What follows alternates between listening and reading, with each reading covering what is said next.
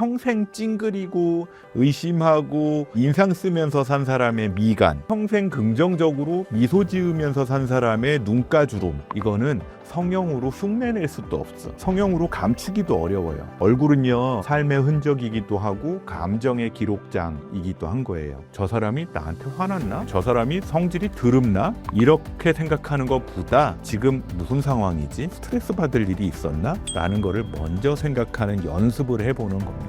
이렇게 현재 상황을 해석하는 거를 바꿔보는 연습, 이거 자체가 인간관계를 조금 더 편안하게 만들 수 있어요.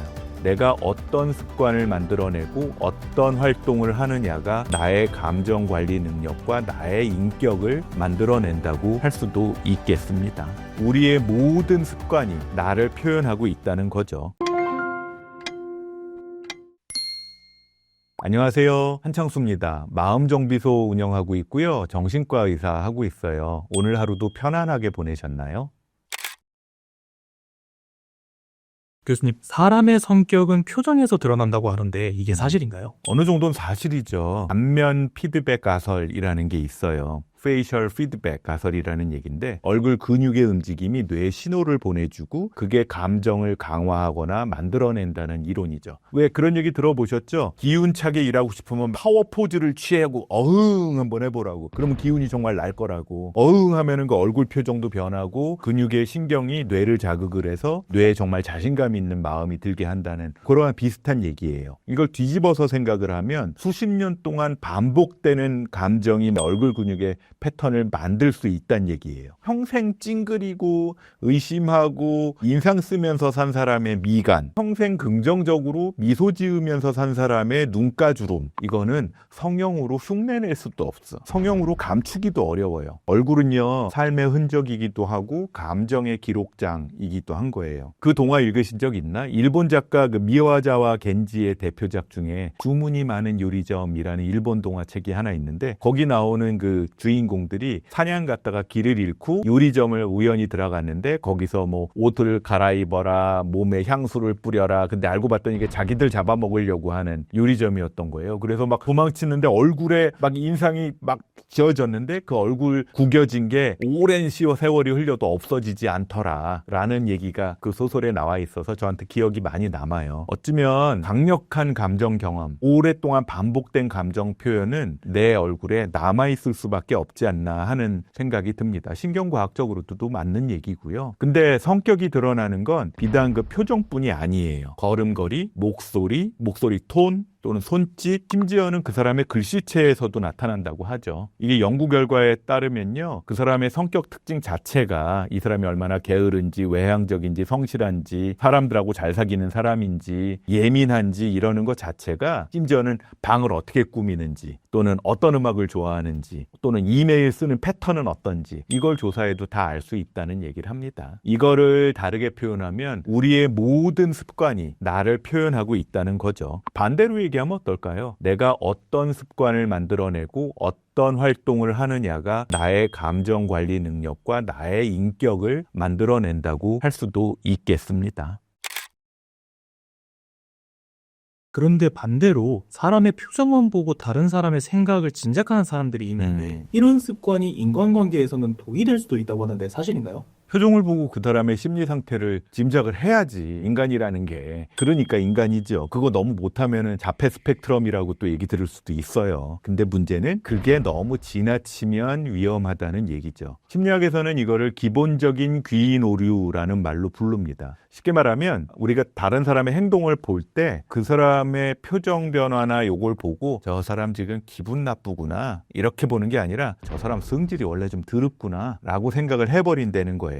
무슨 상황이 있을 거 아니에요. 그때 벌어진 일이 있을 텐데 상황은 안 보고 그 사람 자체의 문제로 보는 거죠. 사실은 그 사람이 아침에 부부싸움 하고 와서 기분이 안 좋은 걸 수도 있고, 어제 잠을 잘 못 자서 피곤한 걸 수도 있는데, 그냥 혹시 나한테 기분이 나쁜가? 저 인간 자체가 좀 나쁜 인간인가? 하는 걸로 그 사람의 성격을 그냥 판단해 버린다는 거예요. 이게 단정적으로 다른 사람들을 판단해 버릇하면 어떻게 되겠어요? 주변 사람들이 가까이 안 갈라 그러겠죠. 그게 독이 된다는 얘기고요. 이렇게 다른 사람 사람들의 얼굴을 보고서 자꾸 그 사람의 성격을 판단하는 습관이 든 사람들은요, 어쩌면 자기 안에 있는 안 좋은 감정들을 자꾸 투사하고 투사적 동일시를 하는 걸 수 있어요. 상대방의 얼굴을 보고 있지만 사실은 그때 읽는 감정은 그 사람의 감정이 아니라 내 감정인 거예요. 그게 투사고 투사적 동일시를 하는 거죠. 우리가 타인 표정을 읽을 때 우리는 사실 상대방을 읽는 게 아니고 나의 불안과 나의 분노를 상대방한테 던져놓고 마치 그 사람의 감정인 것처럼 읽는다는 얘기죠. 실용적으로 조언을 드리면요, 일단 짐작하지 마세요. 웬만하면 상대방의 표정이 약간 이상하게 느껴지면 저 사람이 나한테 화났나? 저 사람이 성질이 드럽나? 이렇게 생각하는 것보다 지금 무슨 상황이지? 스트레스 받을 일이 있었나? 라는 거를 먼저 생각하는 연습을 해보는 겁니다. 이렇게 현재 상황을 해석하는 거를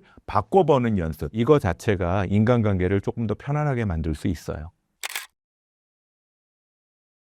나이 들고 새로운 관계를 맺을 때 특히 조심해야 할 점이 있다면 어떤 게 있을까요? 사람마다 사람들을 만나는 자기만의 나름 비기가 있을 테니 그거는 본인들이 알아서 하시지만, 제가 추천하는 방법 첫 번째는요, 너무 빨리 친하려고 하지 마세요. 성급하게 친하려고 하다 보면 나를 너무 빨리 오픈을 하게 될 거고, 그러면 사람을 떠나가게 할 수도 있습니다. 성인기 인간관계에서 생기는 가장 많은 문제들이 너무 빨리 마음을 열어버려서 그런 경우가 많아요. 술 한잔 마셨다고 형 동생하고 야 우리 오늘부터 친구다, 네 인생 얘기 다 해라, 나도 내 인생 다 할게, 나 사실은 말이야 옛날에 아빠가 엄마 너무 많이 때리고 말이야, 만난 지 5시간도 안 됐어, 일주일 만에 우린 친구야, 우리가 남이가, 이러는 사람들이 있어요. 주변에 우리 친구들 중에도 있죠. 제 친구들 중에도 있습니다. 저는 사실 이런 분들 조금 불편해요. 이렇게 친구 됐다가 나중에 서로 상처 입고 헤어지는 경우들이 종종 있더라고요. 관계에도 적절한 속도가 있습니다. 마치 어린 왕자를 만난 여우가 우리는 처음 길들여질 때까지 자주 만나고 말은 걸지 않고 서로 바라만 보고 있는 시간이 필요하다라고 이야기를 하는 것처럼요.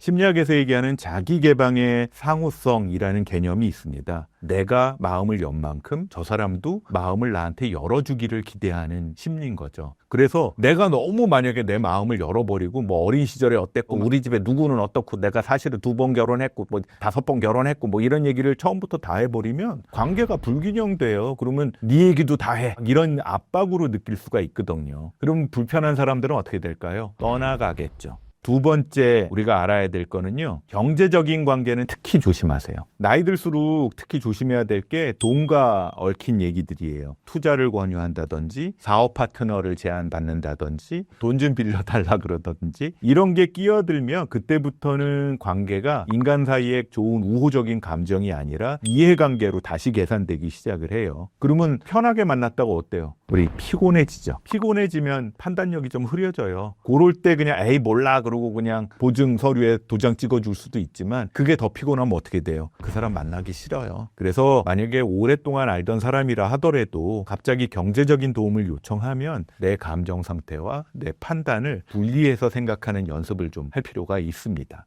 세 번째는요, 친절하지만 만만하지는 않는 태도를 유지하는 게 나이 들어서 관계 맺는 요령 중에 하나인 것 같아요. 40대고 50대고 넘어서 만나면 나이 들어서 그냥 좋은 게 좋은 거라면서 저 그런 사람도 봤어요. 60 넘어서 만났는데 같은 대학 같은 학번이래, 동갑내기래. 그래서 말 트시더라고요. 난 좀 보기 불편하던데. 이렇게 경계를 허무는 분들이 종종 있는데 이게 오히려 관계를 망치는 원인이 되는 경우도 종종 있습니다. 사람들끼리는 웬만하면 존댓말 쓰는 게 되게 좋은 것 같아요. 그리고 내가 존댓말을 쓰면 상대방도 나한테 만만함을 느끼지는 좀 덜 하겠죠. 물론 그냥 말 다 놓고 서로 만만하게 보면서 친하게 지내는 게 좋다라는 분들 그렇게 지내세요. 근데 모든 사람하고 허물없이 친하고 좋게 보이려고 하다 보면 에너지 낭비가 너무 많아요. 그건 애초에 좀 불가능한 목표입니다. 진짜 중요한 관계에 에너지를 집중하는 게 훨씬 더 현명하지 않을까 하는 생각이 듭니다. 나이 들고 새로운 관계를 맺으려고 하는 단계라면 3가지를 조심하세요. 너무 빨리 친해지려고 하지 마시고요. 돈 문제가 얽힌 관계는 특히 조심하시기 바랍니다. 3번째, 친절하지만 만만하지는 않은 태도를 유지하는 게 어떨까 합니다.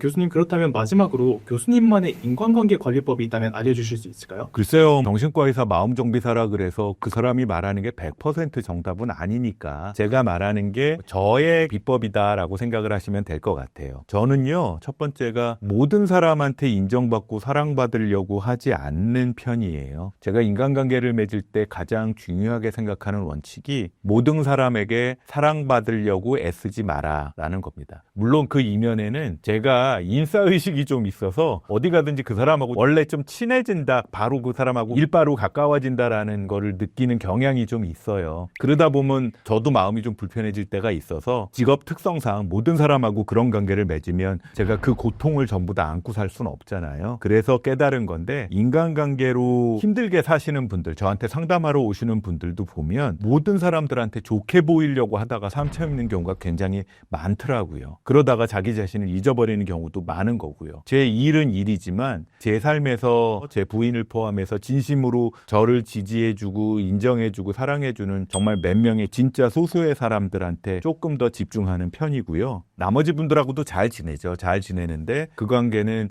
조금 더 예의 바르고, 혹시 그분이 나한테 섭섭함을 느껴서 떠나가더라도 제가 상처를 좀 덜 입게 담담한 관계를 유지하려고 노력하는 편이에요. 어쩌면 제 스스로가 상처 입지 않고 서로 그냥 좋게 지내려고 하는 제 성격 패턴 때문일 수도 있죠. 두 번째 제 요령은요, 그때그때 감정에 의거하는 게 아니라 그때의 상황과 원칙에 따라서 사람들을 대하려고 노력합니다. 또 하나 중요하게 생각하는 게 감정이 아니라 원칙으로 관계를 이해하는 거죠. 제가 기분 좋을 때 사람한테 잘해주고 기분 나쁘다고 화내고 이러는 분들 주변에 종종 있잖아요. 그러면 그 관계는 되게 애매해지더라고요. 왜냐하면 이게 상대방이 나를 어떻게 대할지 예측이 안 되니까, 지 기분에 달린 거니까. 근데 그게 아니라 그냥 이 사람하고는 이 학생, 이 분, 이 환자, 제 윗분, 이 선생님하고는 요만큼의 거리를 유지하겠다고 원칙을 세우고 비교적 일관적으로 대하려고 노력을 하는 거죠. 그러다가 가까이 갈 수도 있고 조금 더 뒤로 올 수도 있고, 이게 오히려 그 관계가 안정적으로 유지되는데 도움이 되는 경우가 많더라고요. 세 번째, 이거야말로 제 패턴에 따른 제 비법인데, 의도적으로 혼자 있는 시간을 종종 만들어요. 저는 얘기하는 것도 좋아하고 사람들하고 있는 거 좋아하는 편이긴 한데 의외로 혼자 있는 거 굉장히 좋아해요. 그래서 좋은 책 한 권, 조용하게 걷기, 조용하게 불 꺼놓고 낮잠 잠깐 자기, 차 한 잔 마시기. 저는 이 시간이 마음을 좀 편안하게 하고 가라앉게 만드는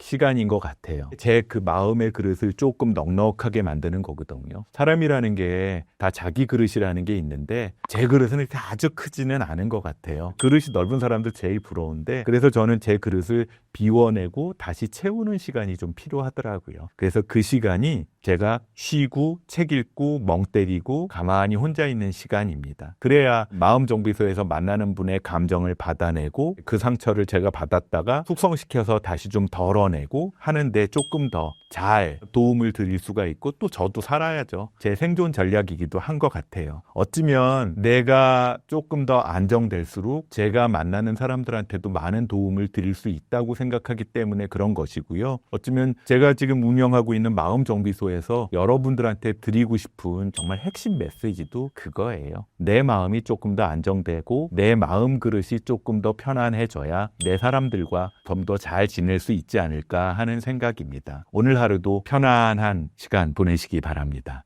감사합니다.